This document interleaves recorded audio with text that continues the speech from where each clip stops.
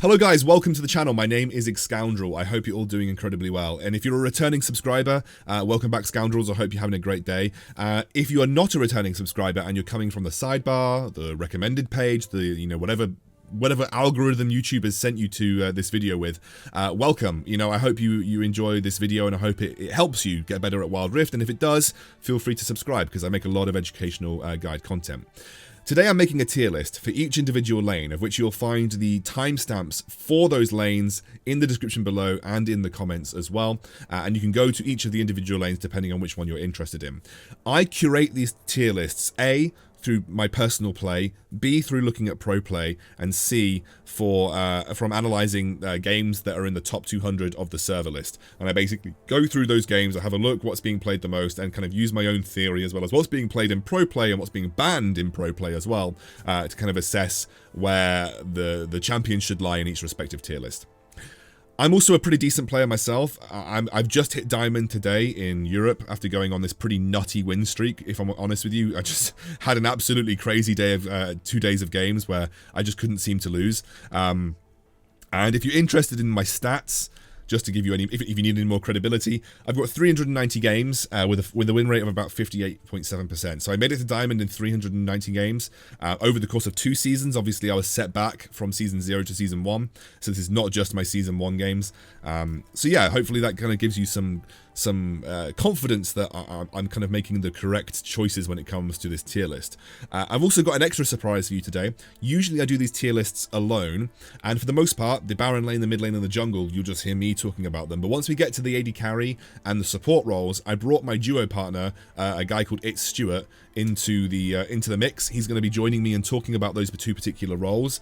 He has a Twitch channel, he has a YouTube channel as well, and a Twitter, which I'll link in the description below. This is his profile page, and he has got 479 games, it's 56.8% win ratio. He's absolutely insane in terms of KDA as well. I mean, look, his KDA is 6.7 in ranked, and he has a load of games on Jhin, Kai'Sa, Misfortune. So he's kind of really well versed. And obviously, as you can see, we played those games together, and you can see which champion he thinks is really good, based on the victories that we're getting out of them. But yeah, I just wanted to let you know that he'll be joining me for the AD carry and the support roles, which is why the video is a bit longer than usual today, including this introduction. But again, if you want to skip to anywhere in the video, you can just use those timestamps in the description. Now we start off with the Baron lane, so let's kick it off. As I mentioned, in the Baron lane is where we're beginning today on my tier list. I waited a little while to publish this. I wanted every Yordle to be released. That included TEEMO, which got released today, and I wanted to be able to kind of assess how good he was before I made the complete tier list, and I really wanted to include him because I obviously don't want to make another one in a couple of days' time. TEEMO is bad. TEEMO is not very good at all, actually, unfortunately. His kit is strong, like in an individual isolated bubble. Like if we're in a pure 1v1, TEEMO is definitely really annoying, but in the meta, he's bad. Okay, let's talk about what is good though. Okay, starting off in the S+ tier, Kennen and Olaf. Kennen is absolutely, beyond a shadow of a doubt, unbelievably broken. Like, so insanely broken. His ultimate does too much damage. It definitely needs a nerf. Olaf is also really strong though. He can actually do quite well into Kennen. His ultimate obviously is a good way of countering Kennen's, and he trades pretty nicely in that sense. I think Olaf and Kennen are the best 2 Baron laners in the game right now. In S tier, we have Camille and Gragas with Malphite and Akali. All really great Baron laners. Why is Malphite so high after being so low previously? Well, he's actually starting to bleed into the meta as, people are starting to be more focused around team fights and around roaming. Malphite's got a great ultimate for team fights. He can build really great defensive items and be that frontline tank. And he's got some good matchups into a lot of the current popular top Baron laners. For instance, he's got a good matchup into Kennen. He's pretty good into Camille. He's good into Wukong. He's good into Darius. He's good into Fiora. All because he has that ground slam ability which reduces attack speed. A tier, these are all just good champions like Wukong, Fiora, Darius, Garen. Wukong, I think maybe I've undersold Wukong a little bit here. He maybe could be a little bit higher, but I think he's better in the jungle than he is in the Baron lane. B tier, TEEMO, he's not good. I'm sorry guys, he's just not very good. He needs a bit of a buff. Mundo, good in certain, Mundo could be S+ tier in certain compositions, but the problem is things like Morellonomicon shut him down so hard, and and a lot of Kennens like to build Morellonomicon, and that just means that, Mundo often gets shut down really hard, really early on into the game. Lulu in the top lane, I've seen her played a little bit. She's pretty strong, but her damage is super lackluster, so you're kind of relying on having a good AD carry, a little bit like you'd be playing her as a secondary support, really. Nasus kind of sucks. has a lot of bad matchups, very difficult to farm in high elos. Most people will look to punish you. Jax and Yasuo are decent. Like, again, Jax is a bit of a bad early game and can't trade effectively versus a lot of the champions in the tiers above him. In C tier, Singed, not very good. Vayne, like, she's okay into certain matchups, but Vayne in the top lane are just asking to get ganked and asking to get dived. And Jarvan as well. I've seen some competitive Jarvan played in the top lane. I might maybe underrate Jarvan a little bit here, but I think he's probably better in competitive than he is in solo queue. And of course, my tier lists are aimed towards solo queue. And it wouldn't be an Excoundrel tier list without putting Tryndamere in D tier. Sorry, Tryndamere. You suck. Okay, going over to the jungle, and with a lot of nerfs targeted at the jungle, you may be surprised about what the tier list looks like. Yes, there are no S+ junglers right now, and the reason being is that Lee Sin got nerfed, Evelynn got nerfed, Wukong got nerfed, Shyvana got nerfed, and whilst Olaf is a great champion, and I probably think the strongest on this list, he's almost usually better suited into the Baron lane, and he's also got, you know, fairly lackluster ganks compared to some of the other junglers, and he's more of a mid-game sort of team fight champion. So yes, there are no absolutely broken junglers right now. I don't think there are any junglers that completely stand out as being, you know, out of this world nutty, but there are lots of good junglers, and I think this is healthy for the game. Like, having a lot of options where one option is not ridiculously strong, I think is a pretty good outcome. So, I think in S tier right now, these are all just very good junglers. You'll see them in a lot of your games. Olaf, Shyvana, Lee Sin, Wukong, Evelynn. They're all great junglers. You'll then start to see things like a Mumu and Vi, who I think are great in their own rights, but can sometimes be a bit exploited in the early game. You'll see Gragas, you'll see Xin Zhao, you'll see Graves. They're all, like, S and A tier are the junglers that you'll probably see them, like, the most of in your ranked games. In B tier, you'll sometimes see Jax, you'll see Master Yi, especially at low elos. Jarvan sometimes, still feels a little bit clunky in Wild Rift for me. I have seen some Camille jungle, her ganks can be okay with hookshot. And actually, again, I have seen some Tryndamere jungles, and he's not D tier in the jungle. He actually can like, jump over Dragon Wall and kill dragons relatively easily. And I have also seen some Nasus. I maybe should have put Nasus in D tier, but he has Wither, so at least his ganks work. But yeah, I think from like S and A tier, a lot of these champions are very close in terms of what they provide. The Lee Sin nerf has definitely hit him. I've seen a lot of Lee Sins where in the late game, that extra 10% range that they would have had on their Q often makes the difference in sort of finding a pick in the late game team fights. A little bit more difficult for Lee Sin to do that now, so I definitely feel like Lee Sin has been hit relatively hard, and I think he's kind of level with a lot of the other junglers right now, even though I do think he is still super strong, as is Shyvana and Olaf.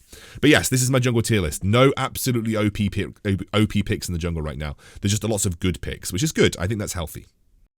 Okay, now we're going to look towards the mid lane. I actually found this tier list the hardest to do because it's so difficult to kind of like say where you think things belong in like a mix between solo queue and competitive. But in my S+ tier, absolutely Orianna, and actually this is going to surprise a lot of people because despite his recent nerf, I still think Aurelion Sol is super strong.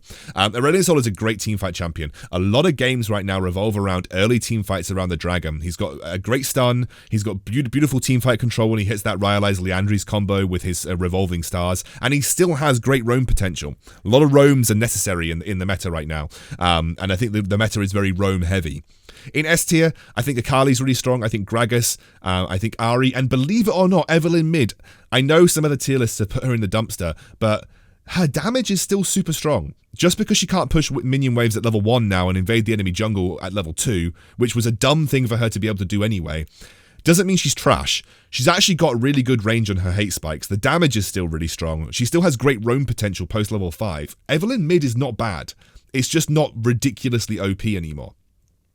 And then obviously then you have Kennen too. I think Kennen is not as good mid lane as he is top lane. There are advantages and disadvantages of having Kennen mid. Kennen mid, you can roam more effectively with your ultimate. You can join the dragon fight more easily without giving up as much in the top lane. However, you have many worse matchups in the mid. You have a lot of ranged champions with a lot of CC and a lot of mobility, and that is something that Kennen struggles with. The reason Kennen shines in top lane is he's so good at abusing melee champions. Whereas in the mid lane, you're not going to get many of those opportunities, and his wave clear is a bit subpar compared to a lot of the other champions in this list, which makes him a little bit worse in the mid lane. However, he is Kennen, and his ultimate is still broken. That's why I've kept him here in S tier. In A tier, Zed definitely fallen off. Yasuo's a strong pick, but not like absolutely insane. Twisted Fate, like good, but again, needs to roam a lot and often isn't as good at the first dragon fights, and a lot of the meta in the high elos is sort of determined around first dragon fights. Corki, he's a dependable pick. He's solid. Scales well, but is not going to be taking over games. Fizz, he's okay. He's not insane, despite what other tier lists might tell you. And Seraphine, she's a pretty solid mid lane pick as well. In B tier, Annie, Lux, and Lulu. Like, Annie and Lux are okay. I've seen a lot, maybe underrating Annie slightly here. But again, Annie's quite telegraphed. It's quite easy to know what Annie's going to do, and so you can play around that effectively. Lux, I just feels really lackluster in the mid lane role. Lulu is okay, but again, for the same reason that she's not so good in top, her damage is pretty low, and TEEMO has a lot of bad matchups in the mid lane, despite, you know, having a lot of good 1v1 potential. I still don't feel like he's a great pick. And then down in C tier is Ziggs, because Ziggs just feels clunky and sucks. Although I've had some comments saying that that's maybe not the case, but yeah, I'm still not a huge fan of Ziggs. I think he's probably better off played in the dragon lane, if I'm honest with you. Okay, this is the AD carry tier list that me and Stuart have kind of agreed on. We had some discussion about moving things around, but we think in S+, Misfortune and Kai'Sa, S, Jhin, Jinx, and Draven. In A tier, it's Ashe and Ezreal. B tier, Tristana and Vayne. And down in C tier is Varus and Corki. Stuart, the reason we went for S+ on Misfortune and Kai'Sa is that we just felt that they were stronger than the rest of the field.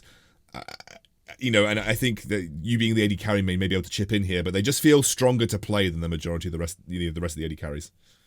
Yeah, of course. I mean, with the Misfortune, you have such big lane priority with the Misfortune. Should probably be above in the rest before the nerfs, but the nerfs brought her down a little bit. So I think Kai'Sa has definitely jumped up in priority. She didn't get nerfed at all or touched at all in any way, but with Kai'Sa, it's all about the mid game and the late game, getting the power spikes with her first and her third ability.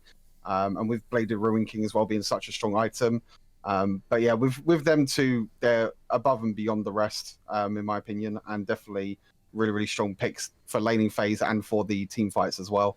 Yeah, because what I've noticed playing in higher elos now is it's become less about like being super dominant in lane and actually picking something that can scale a little bit better and have that impact in team fights. And that's actually why you're seeing Jinx much higher than she's been previously. I think not only because Lulu has made a lot of these AD carries much better. Like, Lulu herself is like single-handedly changed the way the AD carry pool is played right now, especially because there aren't any bans. But also because Jinx has that ability to scale up. That's why she's up a little bit compared to where she was previously. I see a lot of Jinx players in high elo. Jhin, as Stuart said, and so actually Stuart, you can maybe, because you've played Jhin, I mean, you are the Jhin expert here. Why is Jhin maybe not as strong as he was?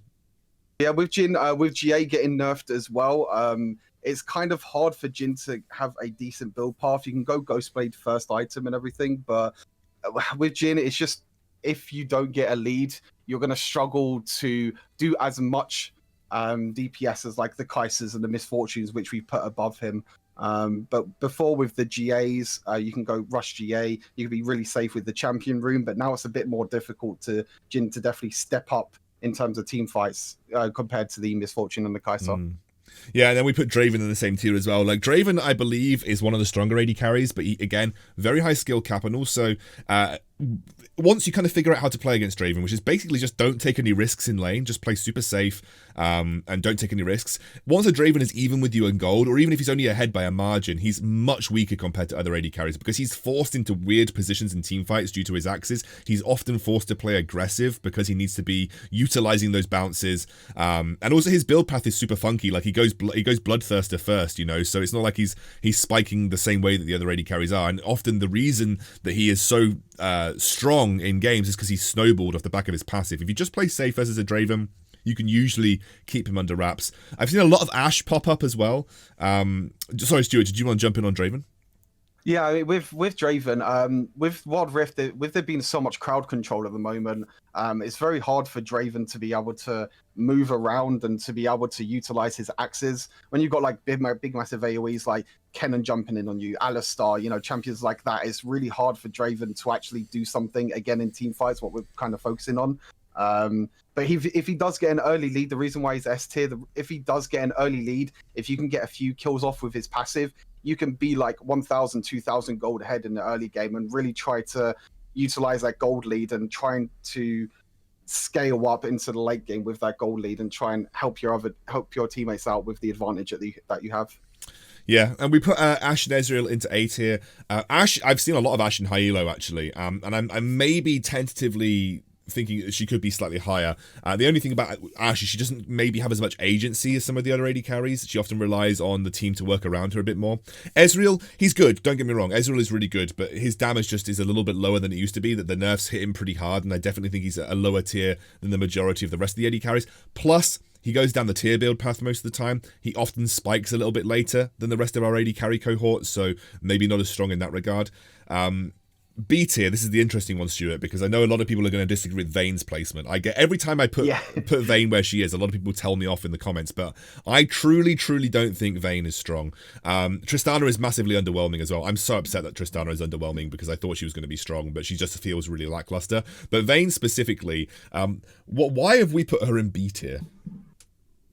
With Vayne, her early game is a real struggle. If you put Vayne up against like our S plus and S tiers, she's going to really struggle. With Vayne, she has very little range. She finds it very hard to kind of trade in lane with the other AD carries as well, and being paired with the supports as well. Vayne for me just scales up way too slowly. She takes way too long to be able to get to that point of the game where she feels strong enough. And I think you mentioned before as well, when we were talking before, it's like her build path is very, very weird as well. There's not really a Ginsu's Rage Blade and everything to be able to auto attack really quickly to get off a second ability with the true damage. And also with Blade of Ruin King being pretty much a solid item on every single AD carry at the moment.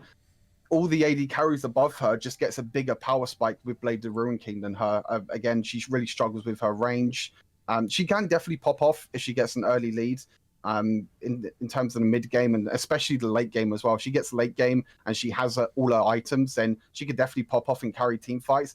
But it's just getting to that stage is definitely a struggle for her. Yeah, and you also mentioned previously the reason why Draven sometimes struggles is the same reason Vayne sometimes struggles. Like, we are in a meta of high area of effect crowd control. Vayne's low range does not play into that style of team fights. And again, like you said, a lot of the other AD carries who scale up almost as well as Vayne, like Jinx and Kai'Sa, their laning presence is just 10 times better.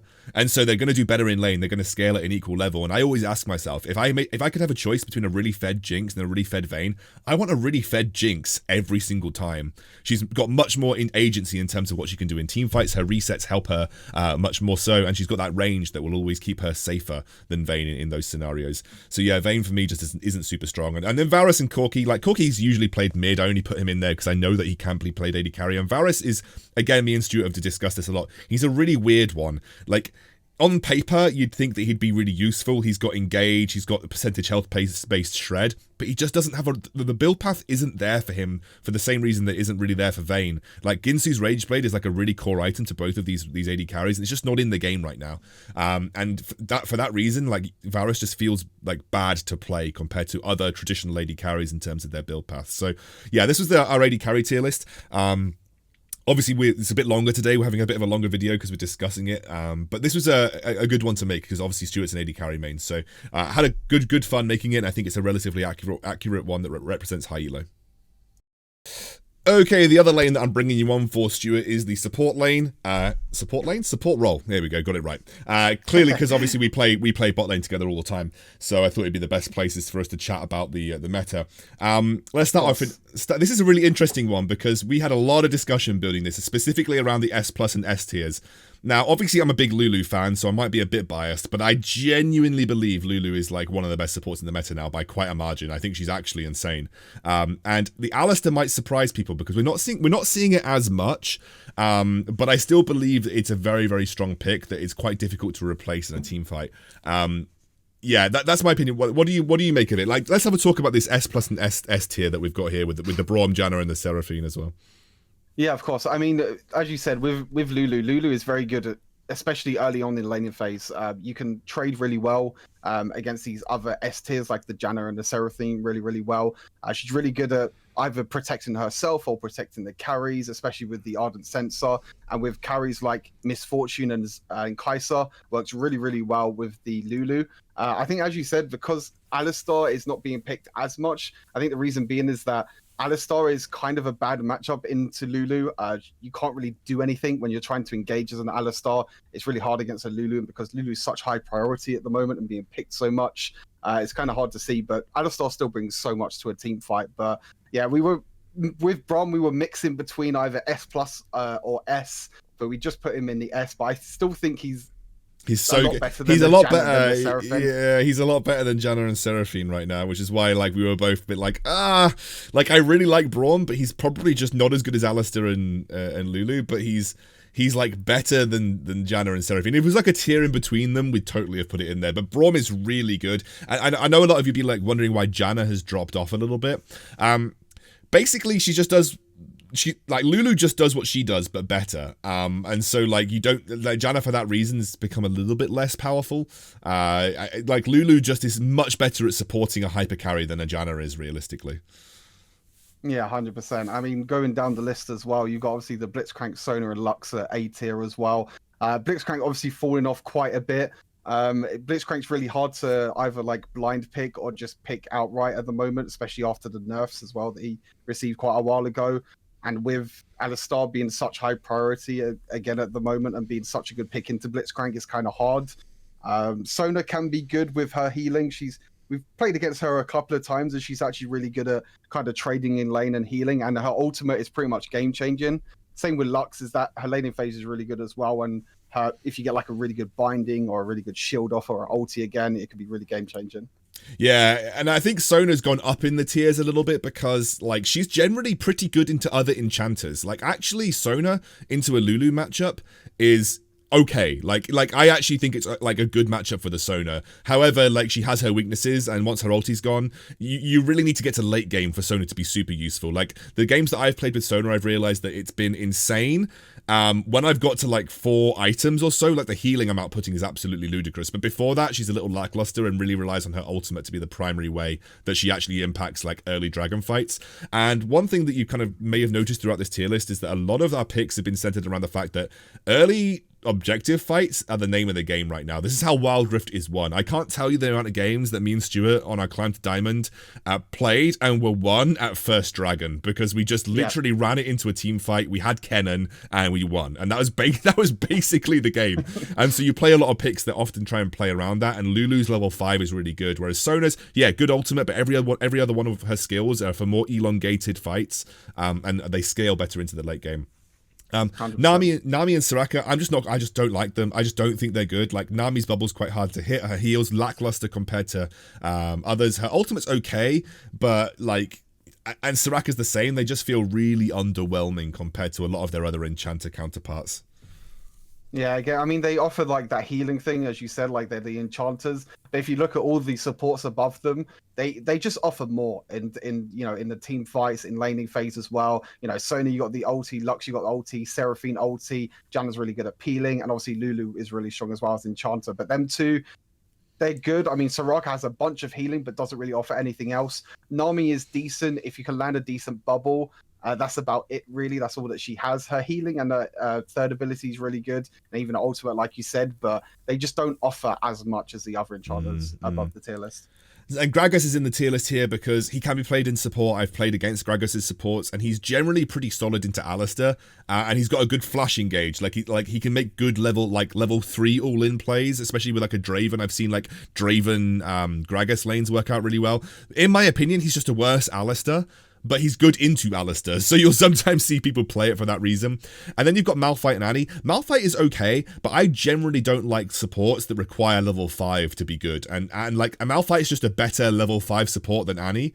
And that's basically my thought process around those two as supports. But another reason that I rate Lulu so highly, by the way, is her help picks, her third ability. It shuts down Akali's, it shuts down Evelyn's, it shuts down Wukong's. Like the vision that it grants of them is really important. Plus Polymorph is unbelievably strong against a lot of like assassin type champions. Like there were so many fights where me and Stuart have played and I've polymorphed on Stuart when he's been Zed ulted, and then the Zed just turns into a bloody squirrel, and like and Stuart just like kills him. So like Lulu, just for that reason, her kit is so overloaded compared to other supports in the meta right now.